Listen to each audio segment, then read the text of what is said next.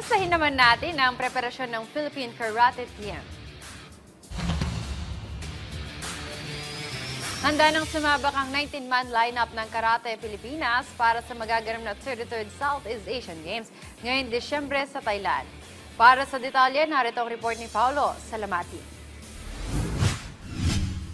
Balak gamitin ng 19 na miyembro ng Karate Pilipinas National Team na sasabak para sa 33rd Southeast Asian Games ngayong Disyembre sa Thailand ang mga international exposure na kanilang nakuha nitong nakalipas na buwan. Pinangungunahan nito ni Filipino-Japanese karateka Sakura Alforte at Filipino karateka standout Jeremy Nopre na nagpakitang gilas sa Paris Qualification Tournament noong Oktubre upang masungkit ang tiket patungong WKF Karate World Championship sa Cairo, Egypt noong Nobyembre. Maliban pa rito, sumabak din ang mga national karateka sa isang intensive 2-week training camp sa Istanbul, Turkey bilang bahagi ng kanilang preparasyon para sa Thailand SEA Games. Sa panayam ng PTV Sports, ibinahagi ng former national team standout at ngayon strength and conditioning coach ng koponan na si Sunny Montalvo na kumpiyansa siya sa kondisyon ng mga lalahok ngayon sa Biennial Games at inaasahang malalampasan ngayong taon ang 2 ginto, 6 na silver at 1 bronze medal na kanilang nasungkit noong 2023 Cambodia SEA Games.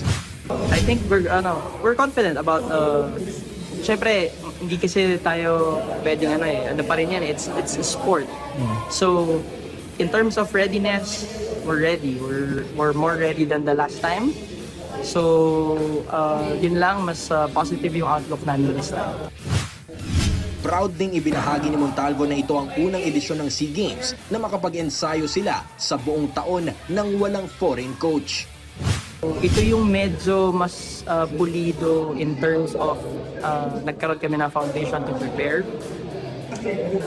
What else? This is I think the second SEA Game or the first SEA Games if I'm not mistaken na wala tayong foreign coach. So ito talaga to, sariling atin. Yan, ito sa collaboration between all the coaches and the athletes and of course Karate Pilipinas. So very excited kami with the outcome. Sa ngayon, patuloy pa rin ang pag-ensayo ng Philippine Karateka sa PhilSports Complex sa Pasig City bago umalis ng bansa patungong Thailand sa susunod na linggo. Paulo Salamatin para sa Atletang Pilipino para sa Bagong Pilipinas.